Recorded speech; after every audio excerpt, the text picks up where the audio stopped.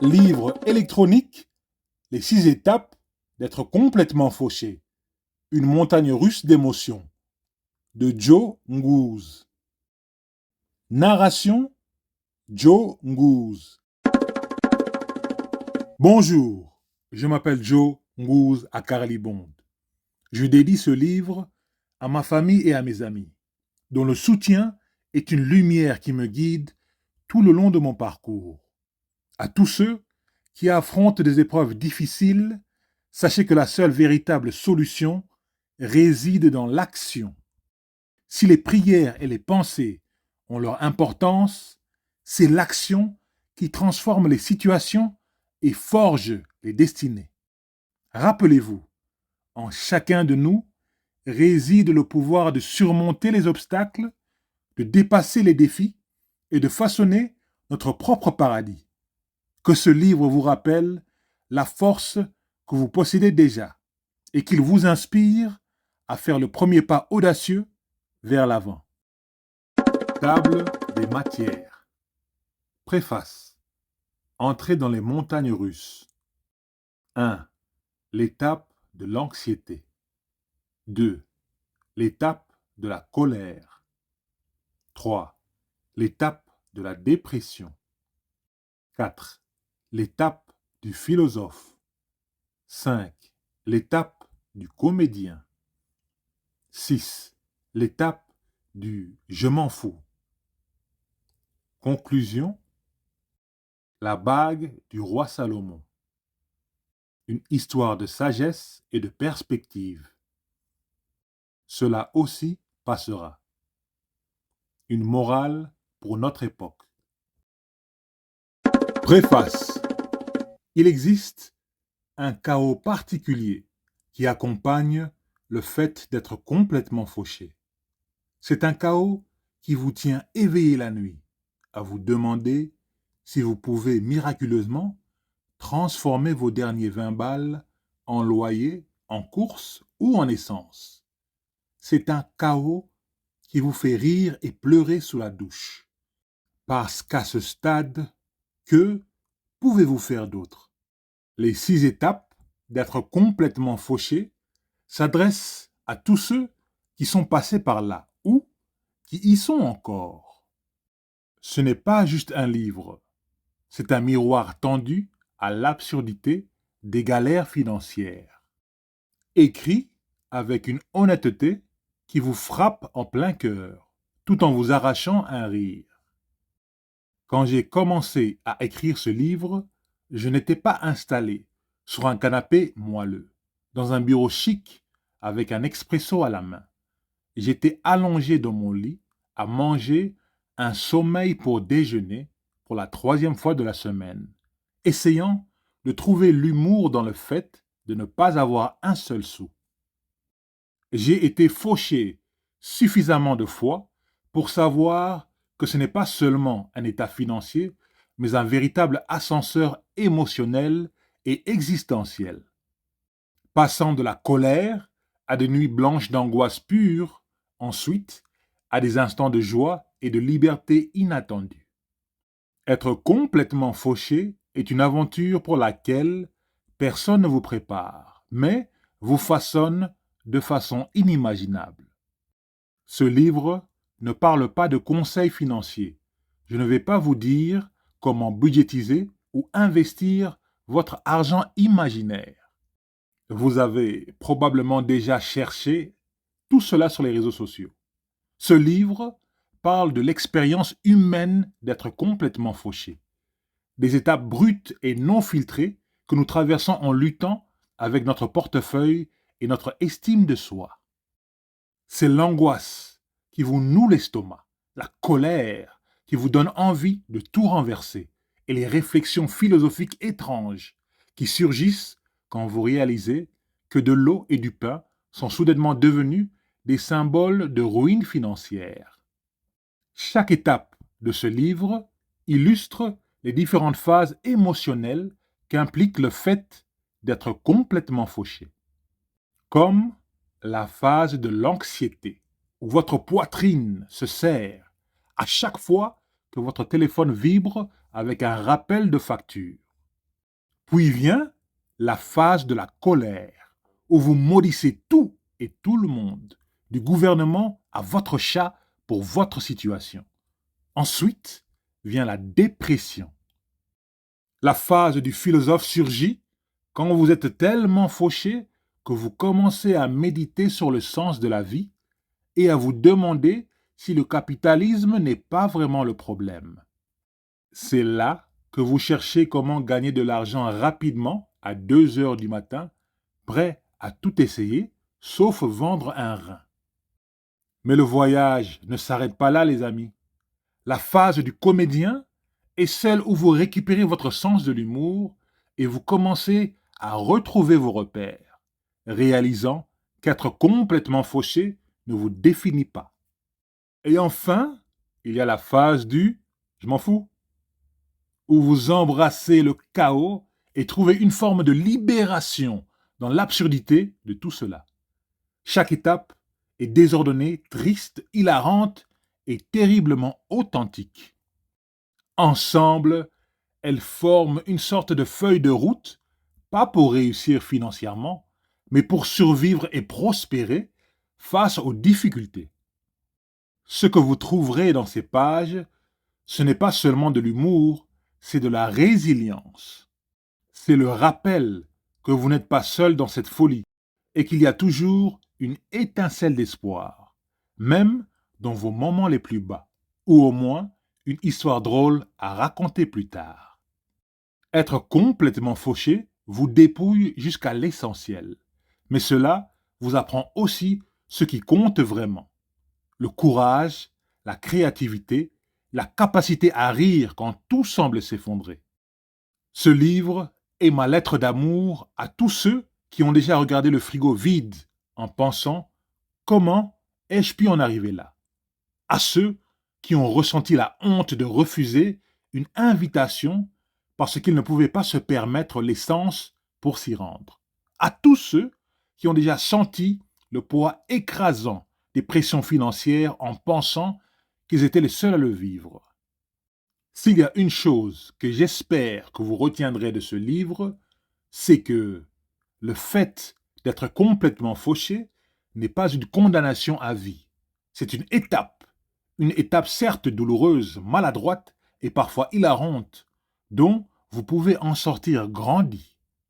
Et bien que le voyage soit difficile, il est aussi rempli de leçons, de surprises et de moments de joie inattendus.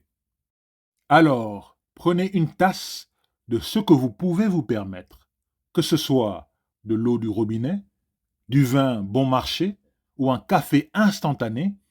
Installez-vous confortablement. Ce n'est pas une séance de lamentation, mais une célébration de la résilience. Parce que, s'il y a bien une chose que le fait d'être complètement fauché vous apprend, c'est que vous êtes plus fort, plus malin et plus débrouillard que vous ne l'auriez jamais cru. Et si vous ne riez pas encore, ne vous inquiétez pas, vous le ferez avant la fin de ce livre. Montez dans la montagne russe. Bienvenue dans les 6 étapes d'être complètement fauché.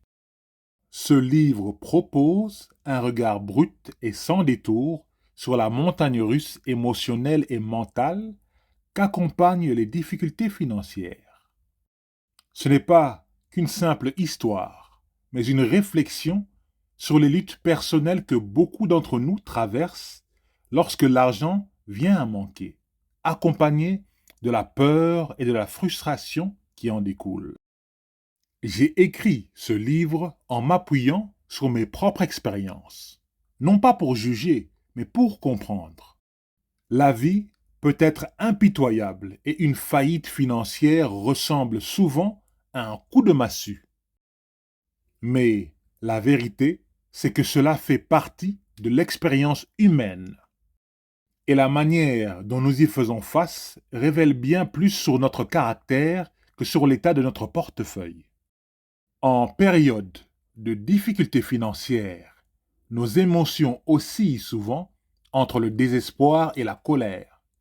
Nous laissons perdus dans une tempête sans direction. Ce bouleversement émotionnel rappelle l'une des célèbres histoires du roi Salomon. Le roi Salomon avait demandé à son serviteur de confiance de lui trouver une bague capable de rendre un homme heureux triste et un homme triste heureux. Après de longues recherches, le serviteur revint avec une bague gravée de ces mots. Cela aussi passera. Salomon sourit avec sagesse, car il comprenait cette vérité fondamentale. Tous les moments, qu'ils soient joyeux ou douloureux, sont temporaires. Cette leçon prend un sens profond en période de crise financière. Ce qui semble insurmontable aujourd'hui finira, comme tout le reste, par passer. Dans ce livre, je vous invite à m'accompagner dans un voyage à travers les montagnes russes émotionnelles des difficultés financières. En chemin, vous reconnaîtrez probablement quelques visages familiers. L'anxiété, la colère, la dépression, la philosophie, l'humour ou l'indifférence. Ces émotions ne sont pas des simples visiteurs de passage. Elles s'installent, influencent notre façon de voir le monde et façonnent notre parcours. Et si vous êtes comme moi, elles ont peut-être parfois abusé de leur hospitalité. Mais voici la vérité. Ces sentiments ne sont pas des simples obstacles. Ils nous tendent un miroir révélant nos peurs, nos frustrations et parfois même une lueur d'espoir ou de renouveau. Vous voyez les amis, les difficultés financières ont une façon insidieuse de dépasser les simples chiffres inscrits sur nos relevés bancaires. Elles affectent l'estime que nous avons pour nous-mêmes, nous poussant à remettre en question notre valeur. Elles mettent nos relations à rude épreuve, ajoutant des tensions là où il devrait y avoir du soutien. Parfois, elles éteignent la lumière sur nos rêves, nous faisant oublier qu'ils ont même existé. Si vous y êtes passé, vous savez à quel point ce poids est lourd. Mais chaque moment passé à lutter n'est pas perdu. Dans l'ombre, il façonne silencieusement qui nous sommes. Au cœur de ce chaos, quelque chose d'incroyable se produit. Nous grandissons. Notre patience s'élargit, notre résilience se renforce, et peut-être, juste peut-être, commençons-nous à voir que la vie dépasse nos comptes bancaires. Oui, les amis, c'est douloureux. Oui, cela semble même injuste. Mais à travers tout cela, nous apprenons, nous nous adaptons et parfois, nous rions même sur l'absurdité de la situation. Et dans cet espace où nous sommes forcés à réimaginer ce que la vie peut être, nous trouvons peut-être la force de redevenir ce qui compte vraiment. Ce que j'ai fini par comprendre, c'est que peu importe à quel point le poids des dettes ou de la pauvreté semble écrasant, il est temporaire. Il y a toujours une issue, même si elle ne se révèle pas immédiatement. Je l'ai appris à mes dépens, lorsque j'étais au plus bas, quand chaque jour ressemblait à une bataille interminable, je repensais souvent à la bague du roi Salomon et à cette phrase si simple qui dit « Cela aussi passera ». Elle m'a donné la force dont j'ai besoin, me rappelant que le temps guérit toutes les blessures, même financières. Ne vous inquiétez pas, les moments difficiles, comme tout, ont une date d'expiration. Alors, en lisant ce livre et en reconnaissant votre propre histoire dans la mienne, j'espère que vous trouverez du réconfort en sachant que vous n'êtes pas seul.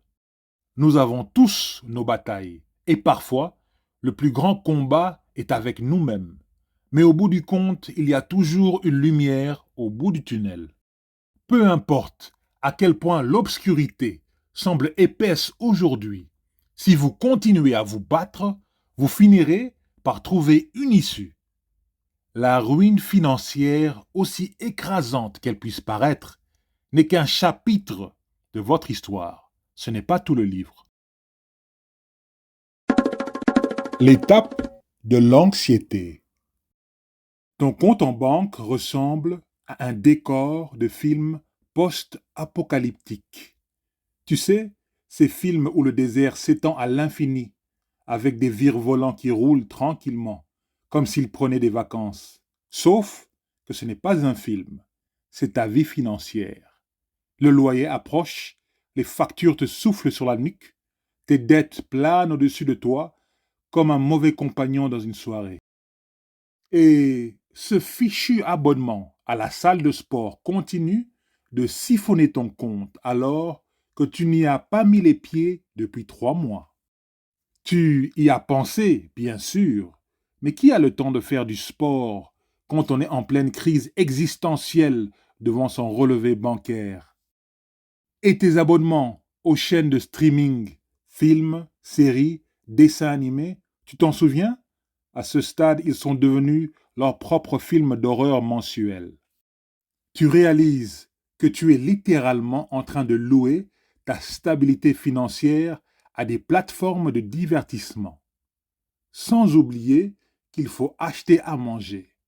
Tu trouves ton frigo et il te regarde avec un vide abyssal digne d'une installation d'art contemporaine intitulée Désespoir et froid intérieur. Pire encore, tu as accepté de sortir ce week-end avec tes amis. Pourquoi? Qui aurait cru qu'avoir une vie sociale pouvait coûter aussi cher? Tu pensais juste boire un verre et non pas signer une déclaration de faillite. Tu commences à remettre en question toutes tes décisions. Manger ou payer de l'électricité.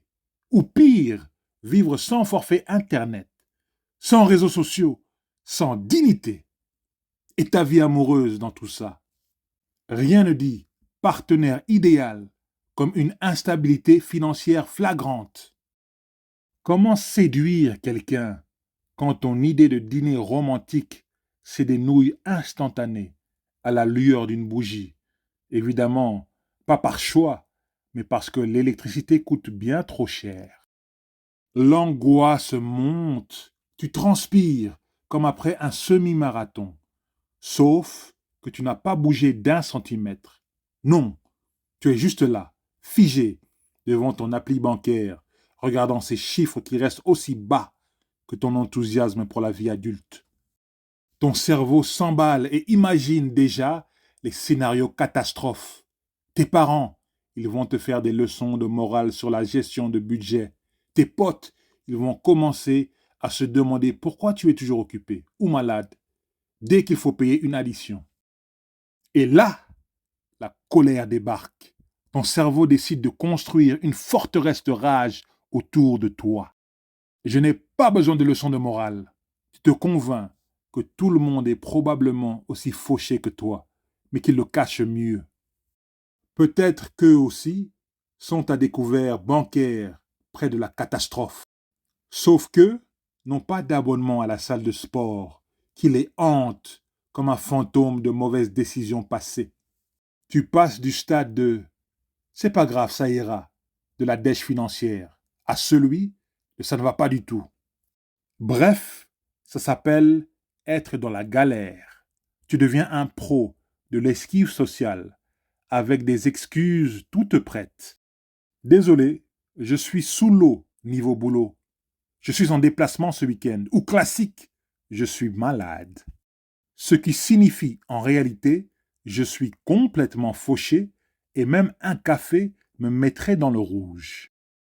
La seule interaction sociale que tu te permets, c'est d'envoyer un message au groupe en mode vous manquez trop les gars, faut qu'on se voit, en espérant secrètement qu'ils annulent eux-mêmes les plans de sortie.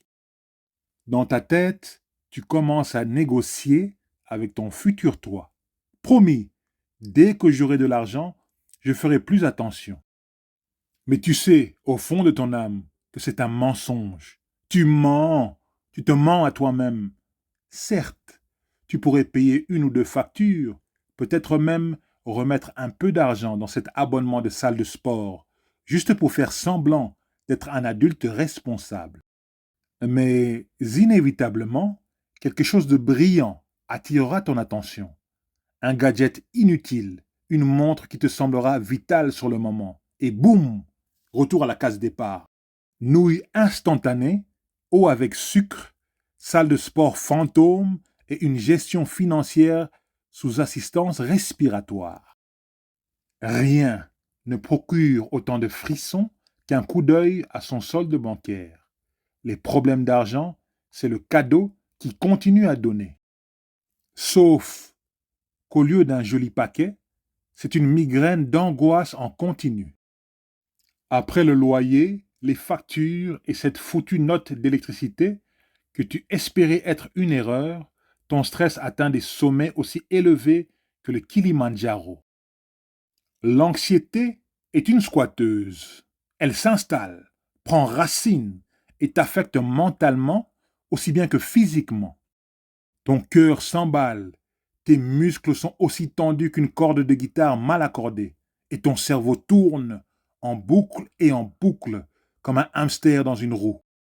Bref, bienvenue dans l'enfer de la précarité financière, où ton seul espoir, c'est que ton futur toi soit miraculeusement meilleur en gestion de budget.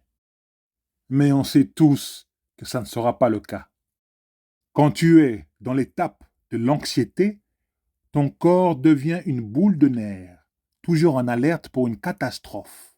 Même quand la seule chose que tu fais, c'est fixer le plafond à 3 heures du matin en te demandant si tu peux survivre les 2 prochaines semaines avec uniquement des sandwichs au beurre de cacahuète. Mais c'est là que ça devient vraiment drôle. Et par drôle, je veux dire l'enfer absolu.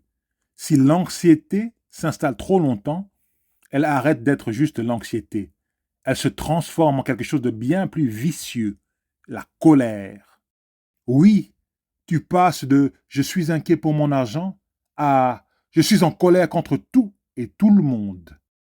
Chaque petite contrariété devient une insulte personnelle envoyée par l'univers.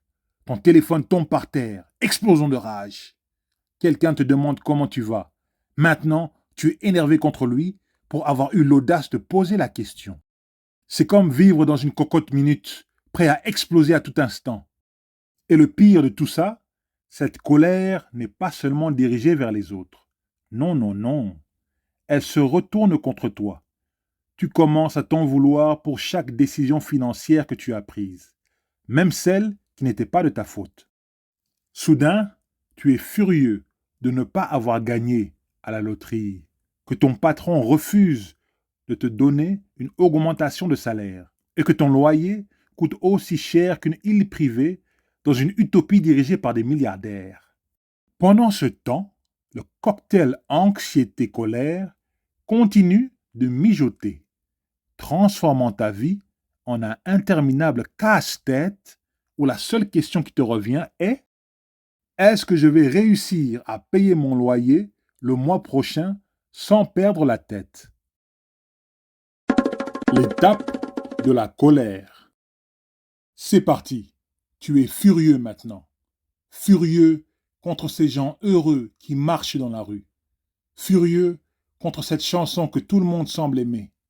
Furieux contre cette nouvelle danse à la mode.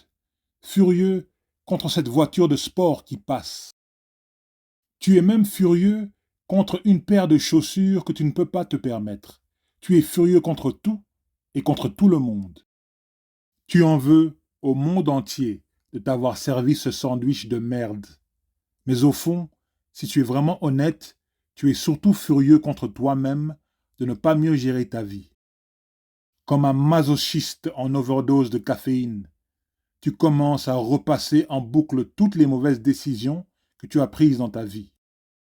Pourquoi je n'ai pas pu économiser quand j'en avais l'occasion? Hurles-tu intérieurement.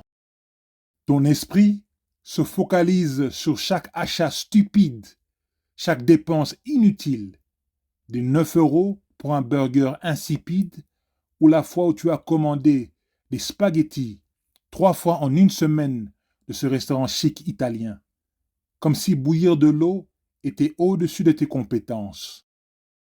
Tu te dis que si tu avais eu ne serait-ce qu'un soupçon de self-control, peut-être que tu ne fixerais pas ton compte bancaire, comme s'il s'agissait d'un avis de décès.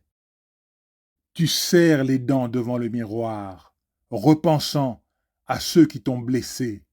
La colère s'empare de toi, éveillant en ton âme l'ardent désir de te muer en un redoutable antagoniste, tout droit sorti d'un dessin animé.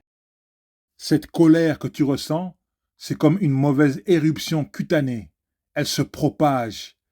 Dans un pur délire de super méchant, tu commences à envisager des moyens diaboliques de prendre le contrôle du monde et de le gouverner d'une main de fer. L'image seule suffit à faire grimper ta tension d'excitation.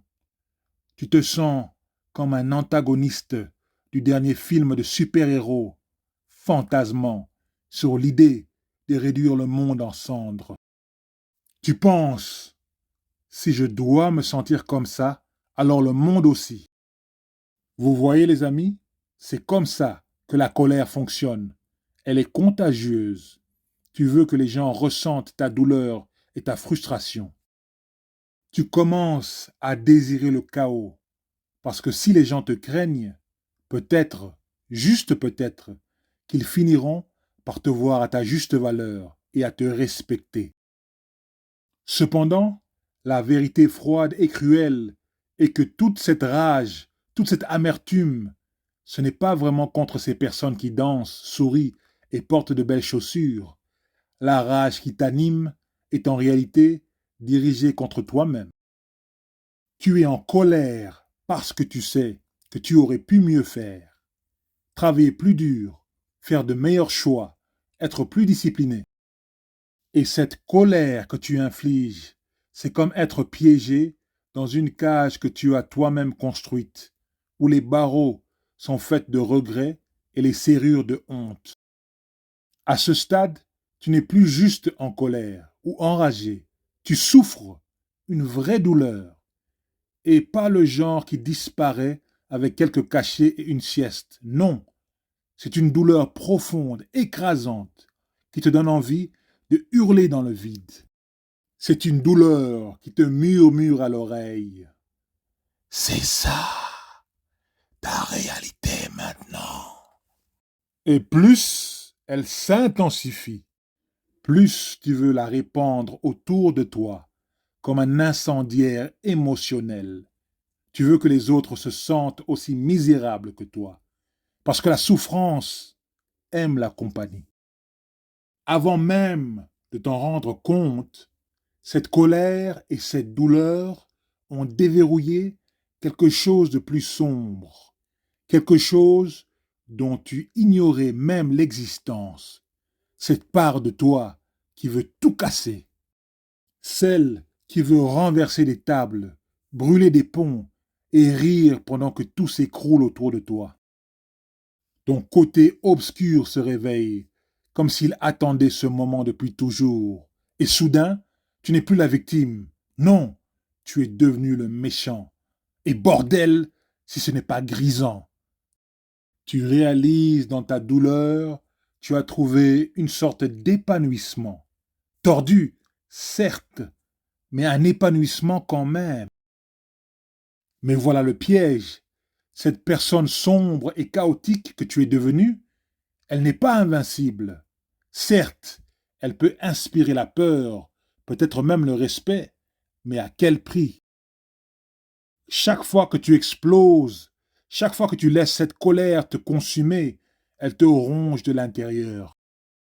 Petit à petit, tu perds des morceaux de toi-même, les bons morceaux, ce qui faisait de toi quelqu'un d'humain. Et bientôt, tu n'es plus seulement en colère, tu es vide, complètement vide, et tu es triste.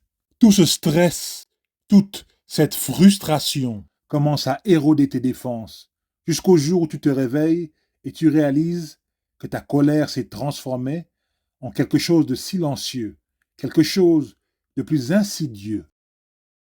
La dépression, la rage d'autrefois, bruyante et incontrôlable, devient lassitude écrasante.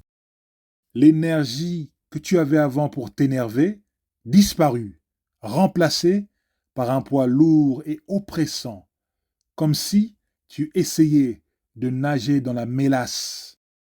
Les choses qui te faisaient sourire, elles ne t'atteignent plus de la même manière. C'est comme si la vie avait perdu ses couleurs et qu'il ne te restait plus qu'un nuage gris suspendu au-dessus de ta tête.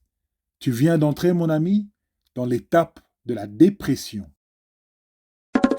L'étape de la dépression.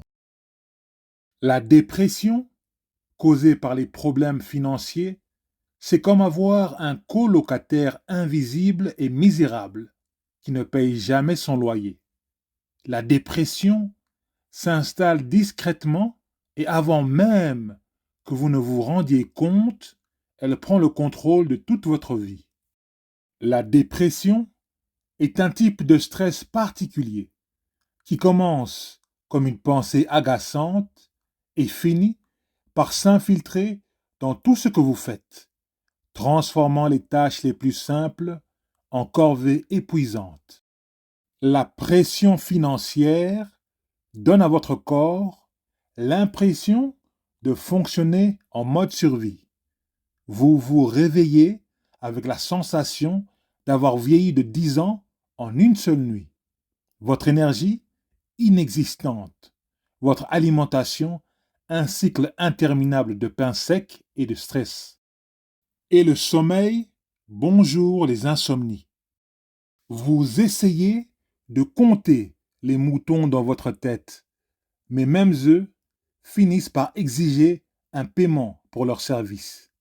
Finalement, vous restez allongé, vous demandant ce qui est le plus accablant, la dette ou les brûlures d'estomac causées par l'anxiété.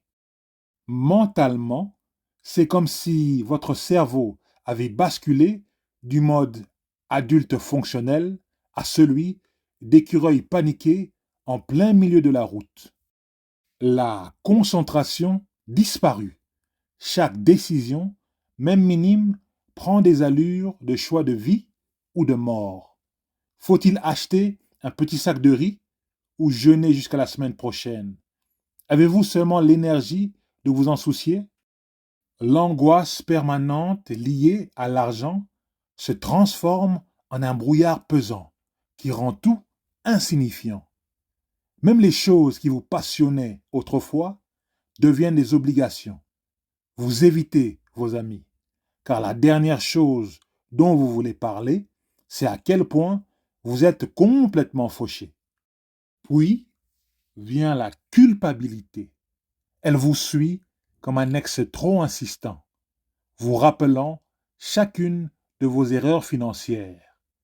Vous commencez à penser que vos soucis d'argent sont un échec personnel. Vous commencez à penser que vous êtes une déception pour vous-même et pour tous ceux qui comptent sur vous. Vous voyez, les amis, la dépression est un cercle vicieux, un tourbillon d'énergie négative qui ronge votre santé mentale avant de s'attaquer à votre santé physique. Tu es triste et mélancolique, enfoncé jusqu'aux genoux dans un marécage de chagrin si épais qu'il ressemble à des sables mouvants émotionnels. Tu es affalé sur ton canapé, enveloppé dans une couverture de désespoir qui, soit dit en passant, est la même couverture que tu traînes depuis 3 jours. Ton t-shirt sent mauvais, ton jogging s'est littéralement fusionné avec ta peau, et la seule compagnie que tu as, c'est ce rectangle lumineux que tu oses appeler un téléphone. La dépression est la sœur de la solitude, comme ce sentiment insidieux que le monde t'a oublié, comme si l'univers t'avait organisé une fête surprise. Sauf que la vraie surprise, c'est que tout le monde a répondu non. Et maintenant, tu es là, seul, à errer dans le vide. Tu te persuades que tout le monde est contre toi. À chaque fois que tu mets les pieds dans un magasin, tu as presque l'impression que tous les employés se regroupent derrière pour ajuster les étiquettes de prix juste pour toi. 5 € pour un paquet de chips, tu te sens maudit, comme si tu avais offensé un ancien esprit spécialisé dans l'arnaque de prix. Mais fais très attention. Fais attention aux mots que tu prononces et aussi aux pensées que tu laisses échapper. L'univers est farceur. Nous sommes ce que nous croyons et nous attirons ce que nous projetons. C'est là que ça devient sérieux. Tu es à un carrefour, mon cher ami. Vas-tu t'imprégner de ta misère, la laisser s'infiltrer en toi comme une tache de sauce tomate vieillie d'une semaine? Ou peut-être, juste peut-être, décideras-tu qu'il est temps de briser ce cercle vicieux? Tu dépoussiéreras cette vieille Bible, ce vieux Coran ou cette vieille Torah que tu n'as pas touché depuis ce film d'horreur qui t'avait traumatisé il y a 3 ans. Ou peut-être que tu essaieras la méditation. Et pourquoi s'arrêter là? Peut-être que tu te surprendras en devenant végétarien. Parce que, après tout, pourquoi pas? Manger un avocat sur un toast est peut-être la clé secrète du bonheur. Ou au moins, celle qui te permettra de te donner l'illusion que tu maîtrises ta vie. Sortir du cercle vicieux de la dépression se fait peut-être en se transformant en gourou spirituel à budget extrêmement limité. Tu n'as pas les moyens de partir en retraite de yoga, mais ça ne t'empêchera pas de regarder les réseaux sociaux. Envieux de ces influenceurs ultra flexibles qui jurent qu'un bon jus détox résoudra ta crise existentielle. Tout ce voyage spirituel, c'est bien beau, mais soyons honnêtes. Il est bien plus facile de rester dans sa tristesse, de faire martyr de ta propre existence, raconter des histoires tragiques sur combien la vie est injuste. C'est ça, la vraie zone de confort. La mentalité de victime. C'est comme un cocon mental douillet. Pourquoi affronter ces problèmes quand on peut savourer la douce et envoûtante lueur de l'auto-apitoiement? Qui n'aime pas un bon mélodrame?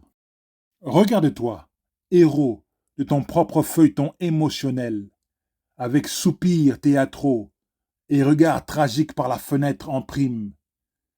Mais ne nous mentons pas, cette fête de la pitié devient vite lassante. Il y a quelque chose d'intrinsèquement lâche dans le refus même d'essayer de s'en sortir. Oui, la vie t'a distribué un sandwich de merde, mais devine quoi? La vie l'a fait avec tout le monde.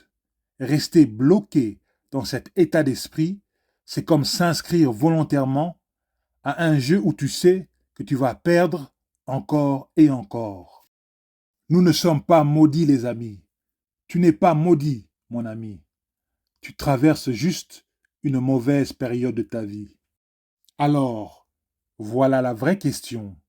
Vas-tu rester dans ce vide, cajolant ta tristesse, ou vas-tu affronter la vérité inconfortable que, contre toute attente, l'univers n'est pas lié contre toi? Tu n'es pas maudit, tu n'es pas oublié, et ton gouffre financier ou émotionnel n'est pas une punition cosmique.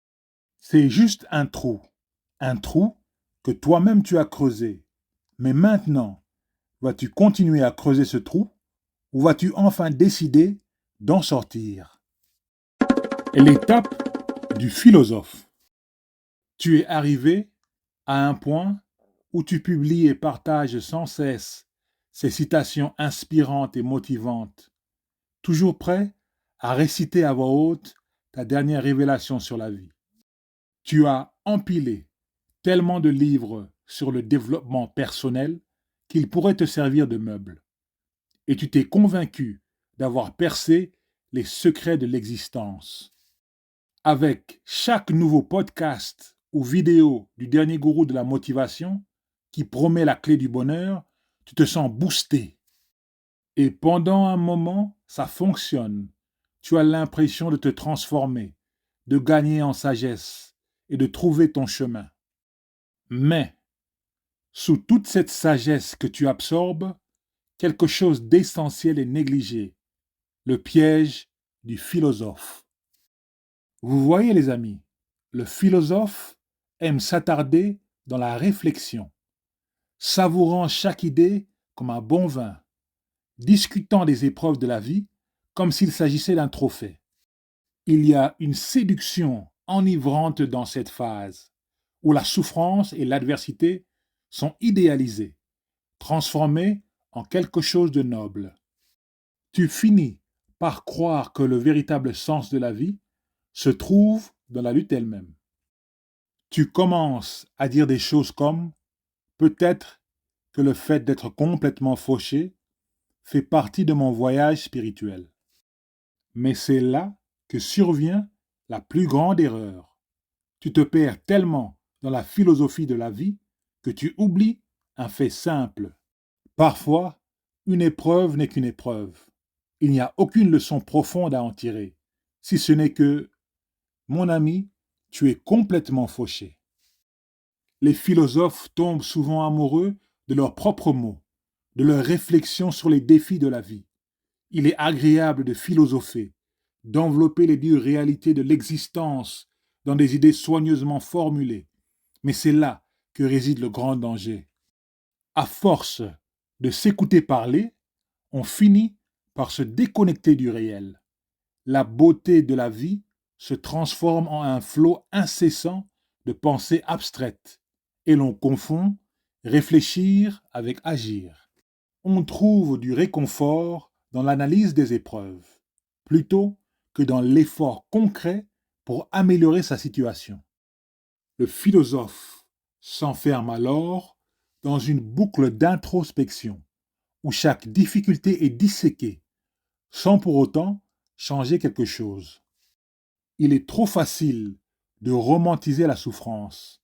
On se met à croire que la douleur est une épreuve de vie profonde et authentique. Le philosophe se persuade que la souffrance est noble, que se sacrifier pour ses idéaux est l'expression ultime d'une existence vraie. Mais voici la vérité. La vie n'a pas besoin de martyrs. Le monde n'a pas besoin de plus de gens prêts à souffrir au nom d'un idéal philosophique. Ce dont il a besoin, c'est de personnes prêtes à affronter la réalité, qui comprennent que si la lutte fait partie de la vie, elle n'en est pas la finalité. Être un martyr financier n'est pas un chemin vers l'illumination, c'est un moyen de rester bloqué. Mon ami, tu n'as pas besoin d'embrasser la souffrance économique comme une grande mission. En réalité, plus tu restes dans cette phase philosophique, plus tu risques d'y stagner, d'éviter les actions concrètes qui te feront avancer. Le philosophe dira que chaque échec et chaque faux pas est une occasion d'apprendre et de grandir. C'est vrai, mais c'est aussi vrai que trop analyser et trop réfléchir à ses échecs peut empêcher d'aller de l'avant. Il y a une frontière subtile entre l'introspection et la paralysie, et trop souvent, le philosophe la franchit, satisfait de rester dans ses pensées plutôt que de passer à l'action. L'erreur de rester coincé dans la phase du philosophe, c'est qu'elle te séduit en te faisant croire que penser profondément à la vie équivaut à une solution. Ce n'est pas le cas.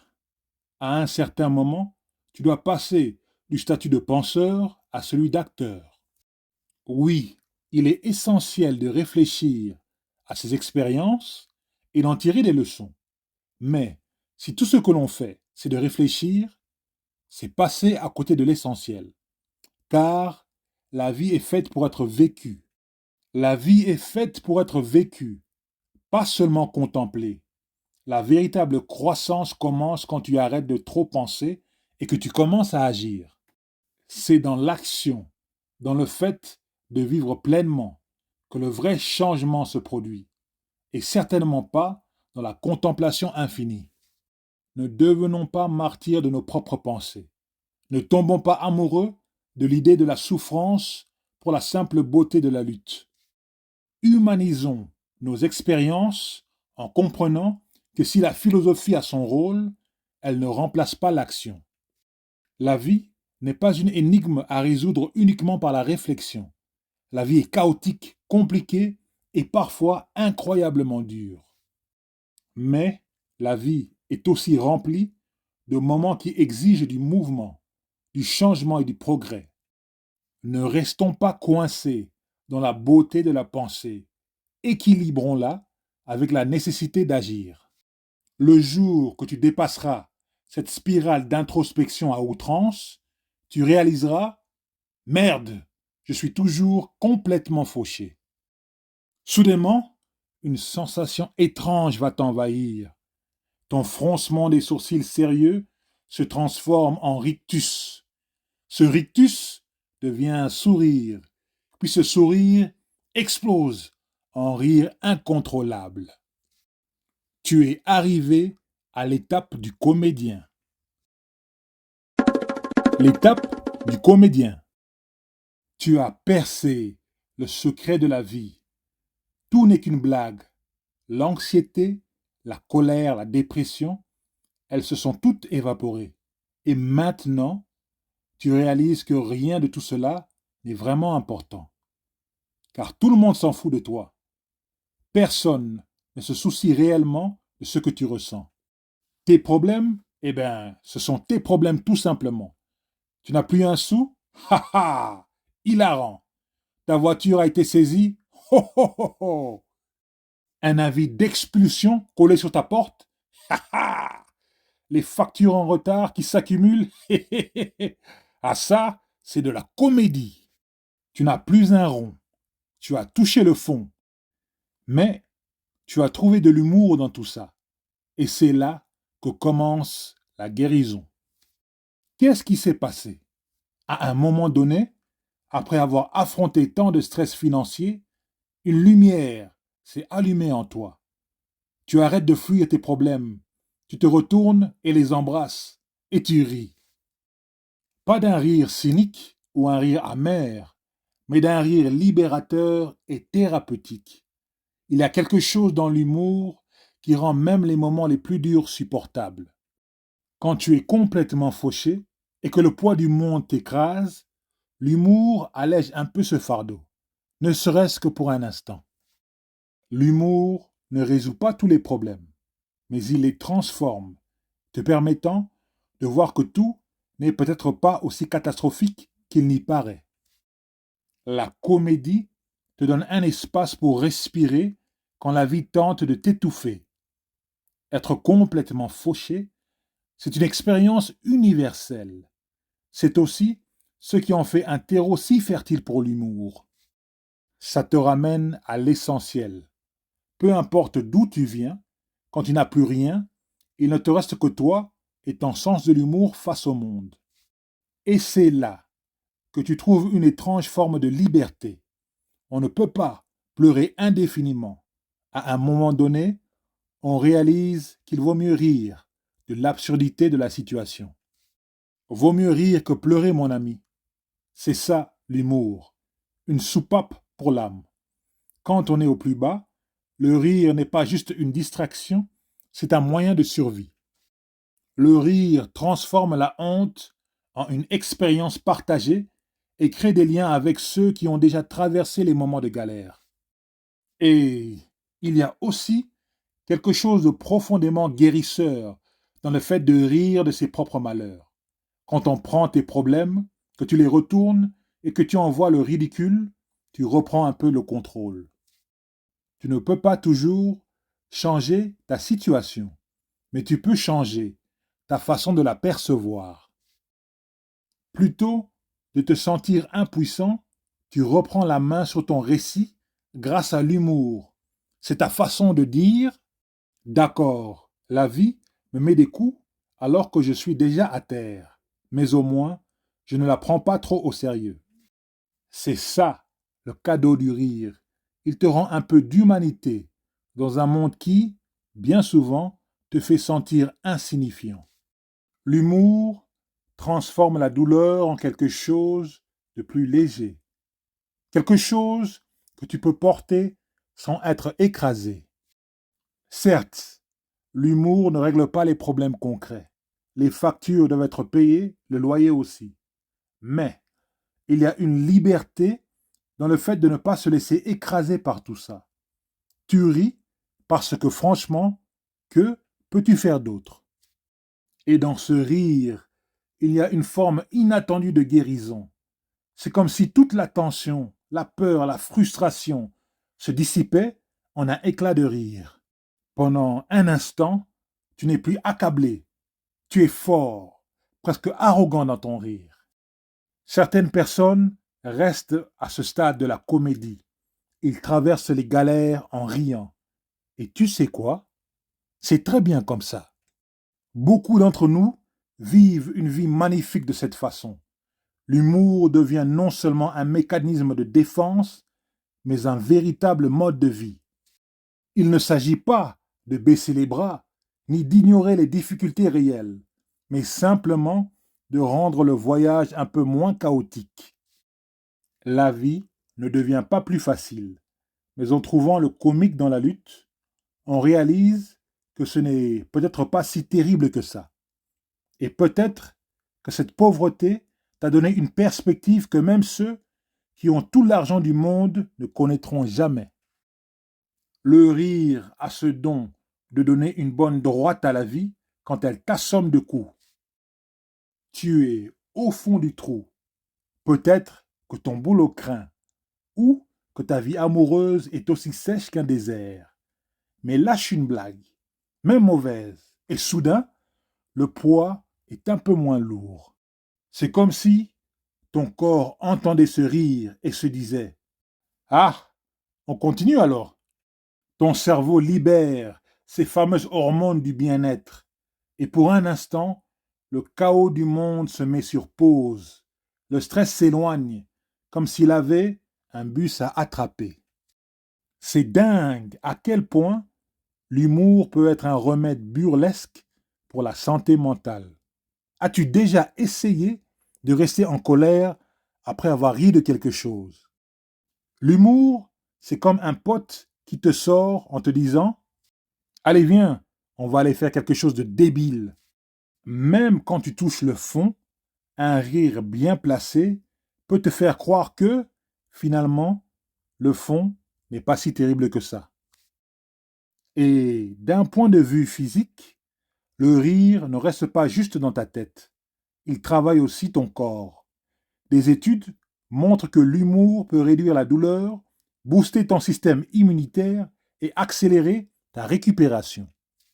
Mais franchement, nous n'avons pas besoin de la science pour nous dire tout ça. Regardez, n'importe qui après une rupture douloureuse, ils engloutissent des chocolats, des pâtisseries, regardent des comédies à la télévision, et avant même de s'en rendre compte, ils sont de nouveau en vie. Personnellement, moi, je ne vais jamais dormir sans avoir ri. La vie va toujours balancer des coups durs et parfois ils t'atteignent en plein ventre. L'humour n'est pas une solution miracle, mais c'est un sacré bon mécanisme de défense. Quand tout devient lourd, trouver le côté drôle, c'est comme faire un bras d'honneur à ceux qui essayent de t'abattre. Les problèmes restent là, mais si tu peux rire en chemin, le trajet devient beaucoup moins chaotique. C'est bien mieux que de rester assis à attendre que les choses s'arrangent par magie. Après le rire vient l'ultime étape. Très peu de gens atteignent ce qu'on pourrait appeler l'illumination de l'indifférence ou le nirvana du je m'en fous. Ce sont ceux qui ne se contentent pas que de rire de leurs problèmes. Ils les transcendent. Ils dépassent la galère financière. Ils ont maîtrisé l'art du détachement, de l'indifférence éclairée, comprenant que l'argent, le statut et les biens matériels ne sont qu'éphémères. La chose qui reste, c'est la capacité à trouver de la joie, à apprécier les petites choses et à ne pas prendre la vie trop au sérieux.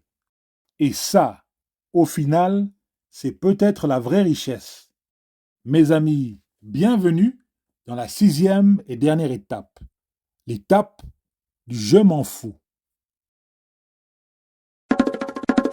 L'étape du je m'en fous. Bienvenue au dernier niveau, le moment où tout s'écroule autour de toi, où tu restes debout au milieu des ruines, totalement impassible. Bienvenue dans le zen d'être complètement fauché. Tu as atteint le sommet de la montagne, l'apogée du m'en-foutisme absolu, le nirvana absolu de la dèche financière. Les factures, tu ne les as pas touchées depuis des mois. Ta voiture, partie, sans espoir de retour. Ton compte en banque, aussi sec qu'un désert. Est-ce que tu t'en soucies?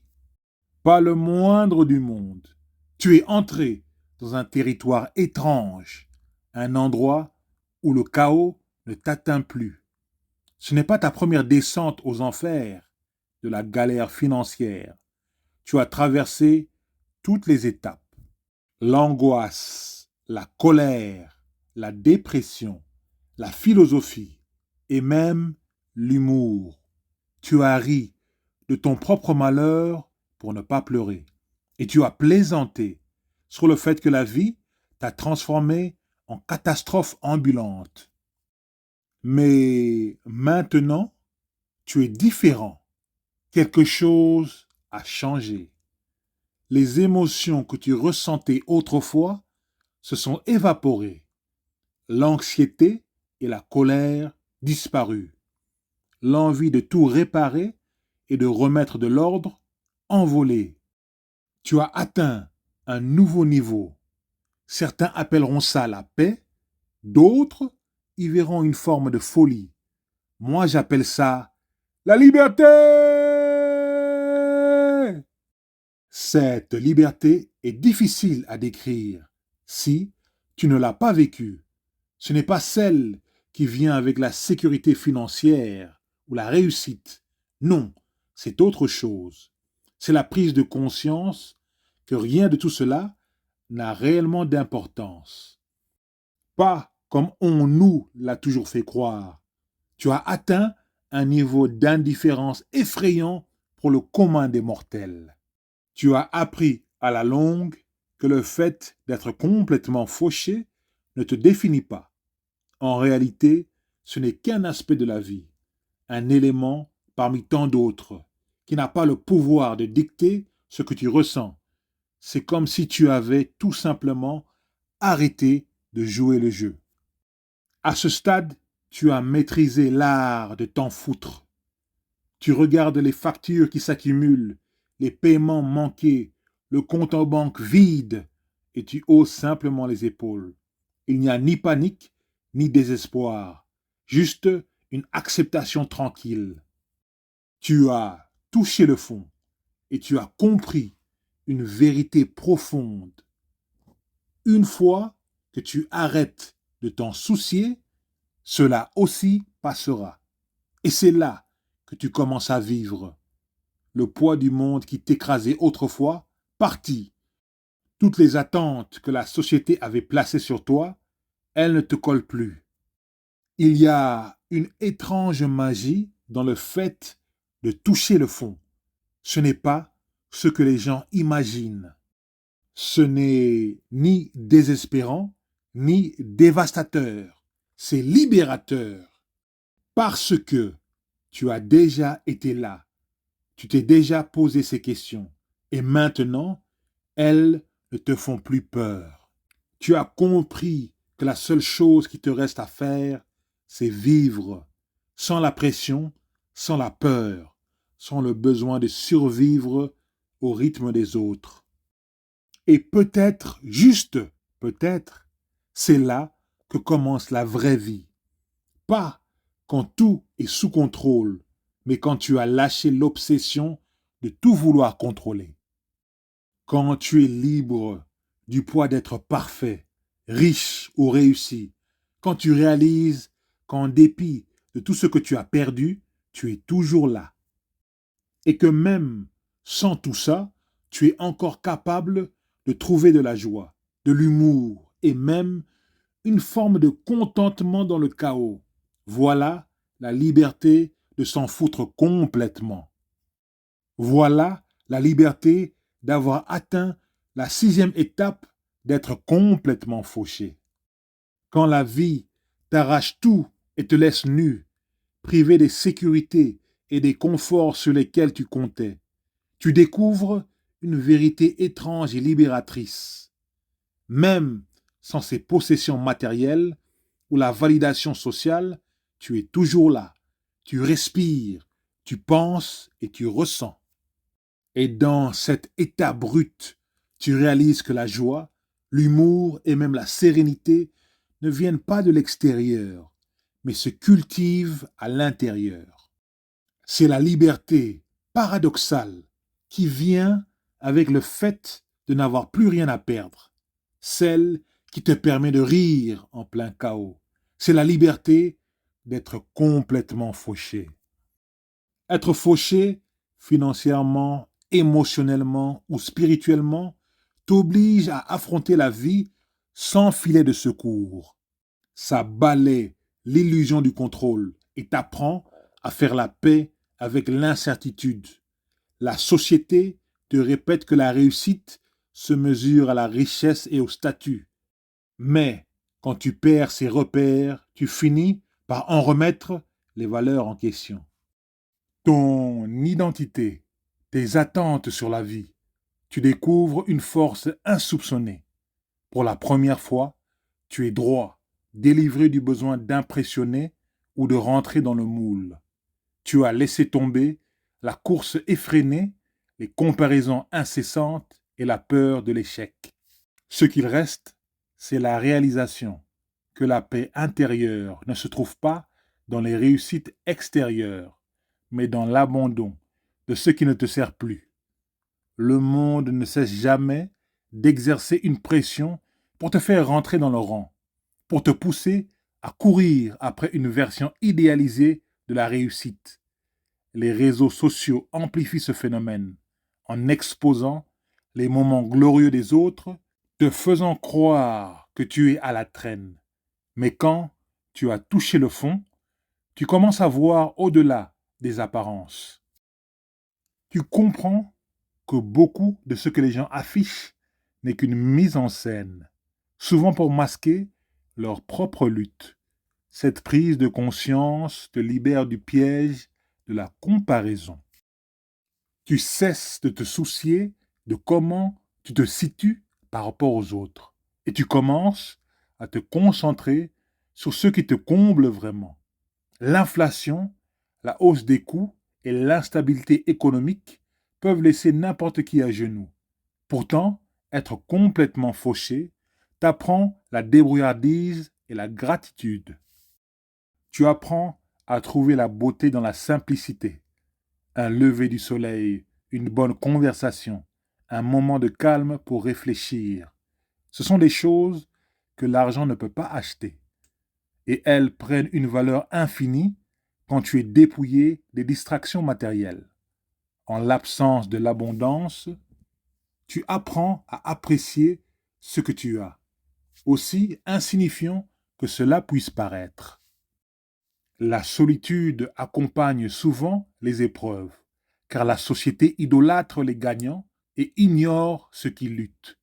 Mais la solitude est aussi une opportunité de te reconnecter avec toi-même. Dans ces moments de silence, sans validation extérieure, tu commences à comprendre qui tu es réellement et ce que tu veux vraiment dans la vie. Tu cesses de vivre pour les autres et tu commences à vivre pour toi. C'est une nouvelle conscience de soi, une boussole précieuse te guidant vers une vie en accord avec tes valeurs, dans la liberté de ne plus te soucier du regard des autres. Tu reprends ton pouvoir. Tu arrêtes de courir après l'approbation des personnes qui n'ont pas d'importance et tu te recentres sur ce qui te fait vibrer, sur ce qui fait vibrer ton cœur. Il ne s'agit pas d'abandonner, mais de lâcher prise. Lâcher prise sur le besoin d'entrer dans le moule, de répondre aux attentes ou d'atteindre un standard de réussite arbitraire. Il s'agit de redécouvrir ta propre définition du bonheur et de la poursuivre sans excuse. Quand tu cesses de t'inquiéter des attentes du monde, tu t'autorises à rêver à nouveau. Pas de rêves imposés par la société, mais ceux qui viennent de ton âme. Là où tu ne voyais que des barrières, tu commences à voir des possibilités. Cela ne signifie pas que le chemin est facile. Se détacher des normes sociales et des désirs matériels est un processus qui demande du courage et une profonde introspection. Mais chaque pas vers une vie en accord avec toi-même est une victoire. Chaque moment de joie trouvé dans la simplicité, chaque éclat de rire en pleine tempête, chaque instant de gratitude renforce ta détermination. Ces moments te rappellent que les trésors les plus précieux de la vie sont souvent ceux que l'on néglige. Et te voilà, debout parmi les ruines, libéré de la peur et des inquiétudes. Tu as trouvé quelque chose d'inestimable, une paix que rien ne peut t'enlever. De l'extérieur, cela ressemble peut-être à rien, mais pour toi, c'est tout. Cette paix, c'est ton socle, la preuve que même dans les heures les plus sombres, il y a toujours une lumière d'espoir. Tu es la preuve que l'adversité ne te définit pas, elle te révèle. Le chaos de la vie n'est pas une fin, mais le début d'un nouveau chapitre. Un chapitre où tu écris ton histoire selon tes propres termes. Te voilà, debout parmi les ruines de ton passé. Et pour la première fois, tu es droit, sans souci dans la tête. Tu as trouvé ce que l'argent ne pourra jamais acheter, la paix intérieure au cœur de la tempête. Mais pour toi, c'est absolument tout. Car lorsque tu cesses de vivre selon les attentes du monde, tu commences enfin à vivre selon les tiennes. Et ça, mon ami, et ça, mes amis, c'est ma définition de la vraie richesse. Conclusion. Et voilà, les 6 étapes d'être complètement fauché et la montagne russe d'émotions. Si tu es dans l'étape de l'anxiété, tu es probablement en sueur à cause des factures, priant pour que le propriétaire ne remarque pas ton statut de loyer en attente. La deuxième étape, celle de la colère, tu es prêt à en découdre avec ton compte en banque à découvert, comme si cogner dans le vide allait miraculeusement faire apparaître de l'argent. C'est le moment où tu as l'impression que l'univers s'acharne contre toi. Pourquoi, dès que tu réussis à gratter 20 balles pour l'essence, ta voiture décide soudainement de ne plus vouloir démarrer? Ou comment ton solde bancaire de 3 euros peut-il se transformer magiquement en négatif 40 euros à cause d'un frais de maintenance tombé de nulle part? Tu es à 2 doigts de balancer ton téléphone par la fenêtre et de hurler dans le vide. Mais la colère finit toujours par s'éteindre et à un moment donné, tu n'as plus l'énergie de t'en soucier. Et c'est là que le vrai bordel commence. Bienvenue dans l'étape de la dépression, où tout ressemble à une crise existentielle sans fin. À ce stade, tu n'es même plus en colère, tu es juste fatigué. Fatigué de te battre, fatigué de stresser.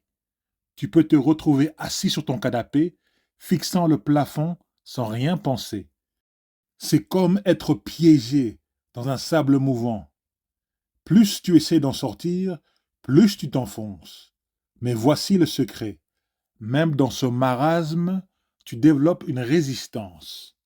Comme un boxeur qui encaisse coup après coup, tu te prépares pour le prochain round, même si le chaos semble inévitable. Puis vient l'étape du philosophe, où tu te mets à poser les grandes questions.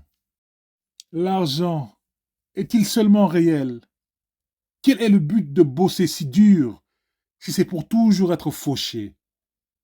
Tu es peut-être ruiné, mais soudain, Tu te prends pour Aristote, réfléchissant au mystère de l'existence. Tu réalises que l'obsession de la société pour la richesse est un concept bien foireux.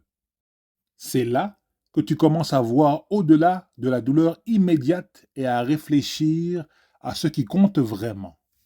Les relations, l'estime de soi et comment survivre avec des nouilles instantanées et de l'eau sucrée sans perdre la tête.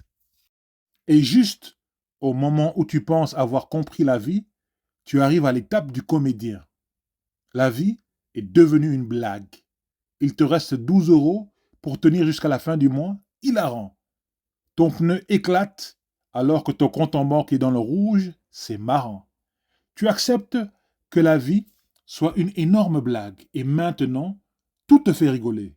Tu te dis, être complètement fauché, c'est quand même assez marrant. Et bizarrement, ça te libère. Tu apprends à voir l'absurdité de ta situation. Et soudain, la pression retombe. Et enfin, l'étape du je m'en fous. Félicitations, tu as atteint le sommet du nirvana d'être complètement fauché. Le summum de l'indifférence. Ce n'est pas que tu ne te soucies pas de ton avenir ou de ta vie. Bien au contraire, tu t'en soucies. Mais tu as simplement réalisé que se prendre la tête pour des trucs hors de ton contrôle ne vaut pas la foutue migraine. Honnêtement, c'est une libération.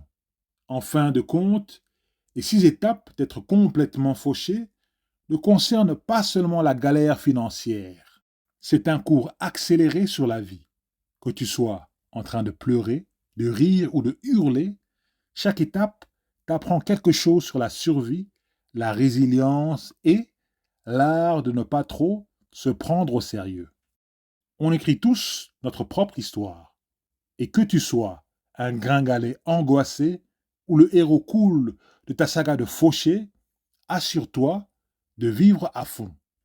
À titre personnel, j'ai atteint la 6e étape, avec la compréhension que lorsque on traverse des difficultés financières ou des moments compliqués dans la vie, on a toujours un choix. Tu peux décider de rester à terre et d'abandonner, ou de te relever et de te tenir droit, et de regarder avec défi les épreuves qui t'écrasent, en hurlant aux cieux et aux enfers que jamais tu ne renonceras. Tu peux trébucher et subir les défaites, mais tu ne seras jamais vaincu. Nous sommes nés pour vivre une vie épanouie. Et même si la vie peut être difficile, elle n'a pas à le rester. Choisis de te relever, de te battre, de travailler, d'aimer et de rire. Fais tout ce qui est en ton pouvoir pour surmonter les obstacles. La vie est injuste. Elle l'a toujours été et elle le sera toujours. C'est une vérité que beaucoup finissent par comprendre un jour. Souvent, face à des épreuves qui paraissent insurmontables. Pourtant, si l'injustice de la vie peut sembler écrasante, elle est aussi une enseignante redoutable. Elle nous rappelle que l'adversité, bien que douloureuse, est essentielle à notre évolution. Ce sont les épreuves qui forgent notre force, affûtent notre sagesse et révèlent la profondeur de notre résilience. Dans le monde d'aujourd'hui, les réseaux sociaux amplifient la perception de l'injustice. On fait défiler des fils d'actualité remplis d'images de luxe, de réussite et de bonheur, tout en luttant contre nos propres insécurités et difficultés. L'illusion de la perfection créée en ligne rend nos propres combats encore plus pesants. On compare nos coulisses avec la scène parfaite des autres, ce qui engendre un sentiment d'infériorité et de désespoir. Mais ce que l'on ne voit pas, ce sont les luttes cachées derrière ces publications impeccables.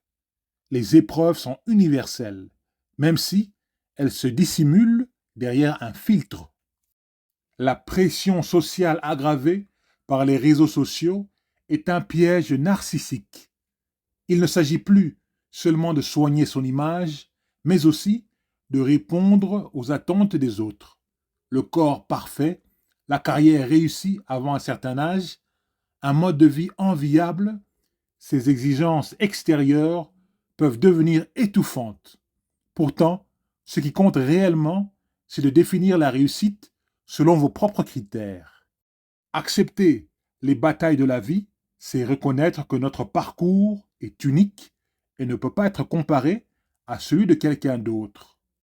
À cela s'ajoute la pression économique exacerbée par l'inflation et l'augmentation du coût de la vie. Chaque petit pas positif peut faire une énorme différence sur le long terme.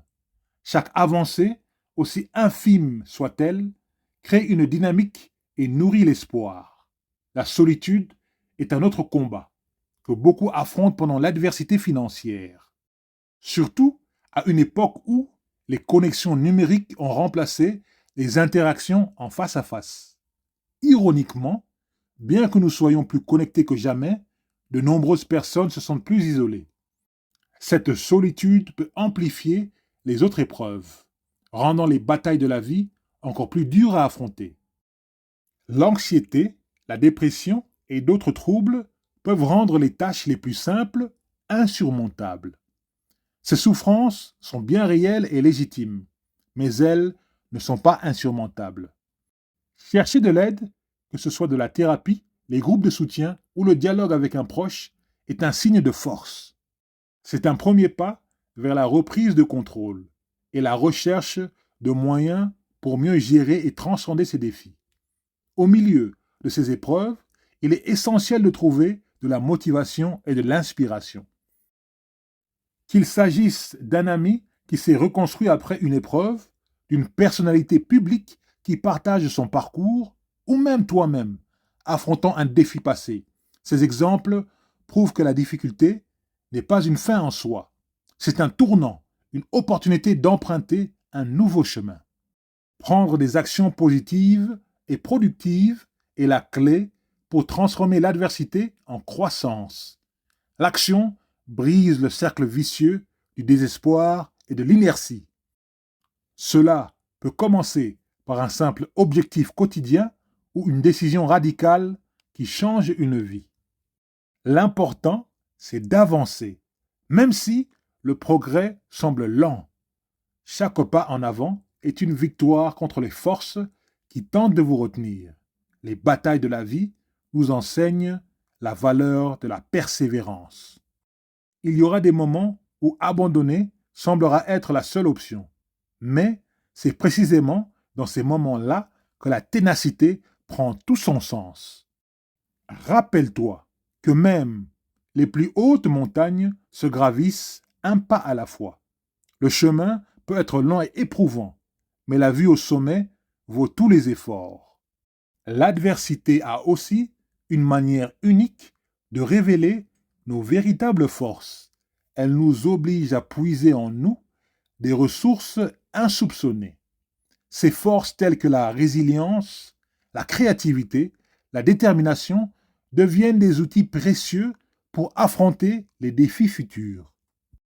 Les batailles de la vie nous façonnent en des individus plus forts et plus sages, mieux préparés à naviguer dans un monde complexe. Il est important de se rappeler que l'on n'est jamais seul dans ces combats. D'autres ont traversé des épreuves similaires et en sont révélés plus forts. Partager son expérience, chercher des soutiens et bâtir une communauté solidaire peut apporter l'encouragement nécessaire pour continuer à avancer.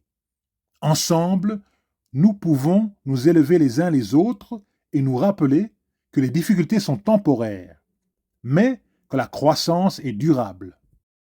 Alors, embrasse le combat, accepte que la vie est injuste et transforme cette réalité en un moteur plutôt qu'un fardeau. Chaque épreuve renferme une opportunité, une chance d'apprendre, de grandir, de devenir une meilleure version de soi-même. Les défis de la vie peuvent être intimidants, mais ce sont eux qui donnent du sens à notre existence. En prenant des actions positives et productives, tu peux transformer l'adversité en un tremplin vers la grandeur. La force, la sagesse, la croissance que tu acquiers aujourd'hui ne t'aideront pas seulement à surmonter les épreuves actuelles. Elles te préparent aussi pour celles à venir. Embrasse tous les aspects de la vie. Ris à en pleurer. Pleure à en rire. Aime avec passion. Bats-toi avec ferveur. Investis intelligemment. Échoue misérablement. Gagne avec fierté. Vis pleinement. Que tu sois au sommet du succès ou en pleine tempête, souviens-toi toujours, comme tout dans la vie, cela aussi passera. La bague du roi Salomon, une histoire de sagesse et de perspective. Dans les fastueux palais du roi Salomon, où la sagesse coulait aussi librement que les eaux du Jourdain, le grand roi méditait souvent sur la nature éphémère des émotions humaines. Un jour, dans un moment d'introspection, il convoqua son fidèle serviteur Benaïa à son trône. Sa voix, aussi calme et imposante que les cèdres du Liban, portait une demande énigmatique. Benaïa, commença Salomon, j'ai entendu parler d'une bague sur laquelle est gravé un message d'une sagesse profonde. On dit que ce message peut apporter le réconfort aux affligés et l'humilité aux joyeux. Va et rapporte-moi cette bague. Benaïa, loyal et dévoué, s'inclina profondément avant de se mettre en quête de l'anneau. Il parcourut les marchés animés, consulta les sages en murmures et explora les recoins les plus reculés du royaume de Salomon. Bientôt, tout Jérusalem parlait de sa mission, et érudits comme marchands spéculaient sur la nature de cette bague et la sagesse qu'elle renfermait. Les jours devinrent des semaines, puis des mois, et pourtant Benaïa restait bredouille. Le poids de son échec s'alourdissait, et le doute commençait à obscurcir sa détermination. Un soir, alors que le soleil plongeait sous l'horizon, peignant le ciel d'une teinte d'or et de pourpre, Benaïa erra jusqu'à une humble boutique de joaillier aux abords de la ville. Le vieil artisan, dont les yeux semblaient renfermer la sagesse des âges, écouta patiemment son récit. Après un moment de silence, il esquissa un sourire et lui tendit une simple bague en or. L'inscription que tu cherches n'est pas ancienne, dit-il, mais sa sagesse est éternelle. Gravée sur l'anneau, une simple phrase apparaissait. Cela aussi passera. Benaïa retourna au palais perplexe. Comment un message si simple pouvait-il posséder la profondeur que Salomon avait décrite? Il s'agenouilla devant le roi et lui présenta la bague. Salomon, dont la clairvoyance était légendaire, observa l'inscription. Son expression passa de la curiosité à une compréhension silencieuse. Il leva l'anneau et s'adressa à la cour. « Voici, déclara-t-il, la clé pour maîtriser à la fois la joie et le chagrin. » Les courtisans se penchèrent impatients d'entendre son explication. Dans les moments de désespoir, dit Salomon, lorsque la douleur semble insurmontable et que l'espoir s'amenuise, souvenez-vous, cela aussi passera. Le temps guérit toutes les blessures et aucune souffrance n'est éternelle. De même, dans les instants de grande réussite et de bonheur, ne succombez ni à l'arrogance ni à l'insouciance. Le succès et la joie sont éphémères, eux aussi passeront. La sagesse de cette bague réside dans son rappel constant de l'impermanence de la vie. Ces paroles résonnèrent profondément dans le cœur de chacun. Peu à peu, les courtisans commencèrent à voir leur existence sous un nouveau jour. Les marchands, autrefois grisés par leur prospérité, retrouvèrent une humilité bienvenue. Les veuves en deuil, accablées par la tristesse, trouvèrent du réconfort dans la promesse d'un renouveau. Quant à Salomon, il porta la bague en permanence, comme un rappel de gouverner avec à la fois humilité et compassion. L'histoire de l'anneau du roi Salomon se propagea au-delà des frontières et à travers les âges, devenant une parabole précieuse dans l'héritage de la sagesse humaine. Son message traversa les cultures et les époques, trouvant un écho universel. Aujourd'hui encore, comme au temps du roi Salomon, l'humanité oscille entre triomphe et épreuve, victoire et défaite.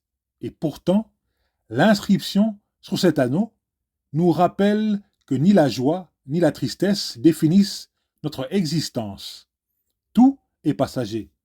Et c'est cette impermanence qui nous donne la force de persévérer et l'humilité d'apprécier chaque instant.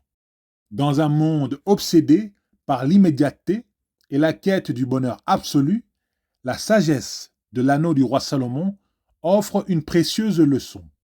Elle nous enseigne la patience face à l'épreuve et la gratitude dans l'abondance. Dans nos luttes, elle nous encourage à la résilience. Dans nos succès, elle nous inculque l'humilité. Elle nous rappelle que la vie est une succession de moments éphémères mais infiniment précieux. Cela aussi passera. Une morale pour notre époque. Pour ceux qui luttent contre l'incertitude, la vérité simple mais profonde de ces mots peut être une bouée de sauvetage, les aidant à traverser les tempêtes de la vie. Prenons l'exemple des pressions économiques de notre époque. La hausse du coût de vie et la difficulté à joindre les deux bouts pèsent lourdement sur de nombreux foyers. Tout comme les saisons changent, les cycles économiques évoluent. L'histoire nous enseigne que les périodes de crise sont souvent suivies de reprise et de prospérité. Cela ne supprime pas les difficultés immédiates, mais cela nous donne la force de persévérer en sachant que des jours meilleurs nous attendent. De même, le spectre du chômage projette de longues ombres sur de nombreuses vies, nous privant non seulement d'un revenu, mais aussi d'une identité et d'un sentiment de valeur. C'est précisément dans ces moments de doute que la sagesse de Salomon prend tout son sens. Comprendre que notre situation actuelle ne définit pas l'ensemble de notre parcours peut être libérateur. Un emploi perdu aujourd'hui peut mener à une opportunité insoupçonnée demain. Le présent peut sembler sombre, mais l'avenir reste à écrire. Et chaque échec porte en lui le germe d'une renaissance. Cette morale s'applique également à l'épidémie silencieuse de la dépression, qui touche des millions de personnes. Dans un monde saturé par les réseaux sociaux, où les réussites mises en scène des autres amplifient nos propres insécurités, la phrase « cela aussi passera » peut devenir un mantra de réconfort. Cette phrase nous rappelle que nos souffrances, aussi envahissantes soient-elles, ne sont pas éternelles. En gardant cette perspective, nous pouvons traverser les vallées du désespoir avec plus de courage et de patience. La guérison, même lente, reste toujours possible. À l'autre extrémité, cette phrase tempère aussi les moments de triomphe. Dans la réussite, il est facile de se laisser emporter par l'orgueil ou de croire que l'on a atteint un sommet indépassable. Pourtant, de même que la peine est éphémère, la joie l'est aussi. La sagesse du roi Salomon nous encourage à savourer nos victoires sans nous y attacher. Le véritable épanouissement ne vient pas de la recherche du sommet éternel, mais de l'acceptation du cycle naturel de l'existence. Chaque réussite nous prépare aux épreuves à venir, tout comme chaque épreuve forge nos futures victoires. Dans notre monde en perpétuel mouvement, où le changement est aussi constant que déroutant, la morale de cela aussi passera agit comme une force stabilisatrice. Elle nous enseigne à vivre pleinement l'instant présent sans être paralysé par la peur de l'avenir ou le regret du passé. Que nous soyons en pleine célébration ou en période de deuil, ce message nous invite à l'équilibre et à la perspective, nous permettant d'accueillir le flux et le reflux de la vie avec sagesse. De plus, cette sagesse nourrit l'empathie. Lorsque nous comprenons la nature éphémère de notre propre souffrance, nous devenons plus aptes à comprendre et à soutenir celle des autres. Dans une société souvent divisée par les circonstances et les opinions, cette vérité partagée nous unit. Elle nous rappelle que nous naviguons tous sur le même flot imprévisible de l'existence et que la comparaison est un baume pour la douleur collective. Cette morale inspire l'action. Savoir qu'une situation n'est pas définitive nous pousse à tirer le meilleur parti du temps qui nous est donné.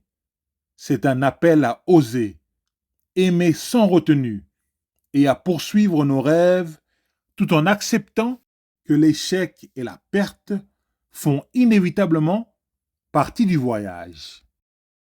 Ainsi, la sagesse de l'anneau du roi Salomon ne se limite pas à un réconfort, elle devient un moteur de croissance et de courage. En réfléchissant à cet enseignement ancestral, nous voyons qu'il dépasse largement la sphère individuelle. C'est un message pour les communautés, c'est un message pour les nations et même un message pour l'humanité entière. Face aux défis du changement climatique, des injustices sociales et des crises mondiales, l'assurance que cela aussi passera nous offre à la fois la patience pour endurer et l'urgence d'agir. En définition, la leçon de cela aussi passera nous invite à vivre avec sagesse et humilité et nous apprend à trouver la paix dans le tumulte, l'espoir dans l'adversité et la gratitude dans l'abondance. Nous découvrons une vérité plus profonde. Les marées changeantes de la vie ne sont pas une menace à redouter, mais une réalité à chérir. C'était les 6 étapes d'être complètement fauché, une montagne russe d'émotions, de Joe Nguz. Merci à tous.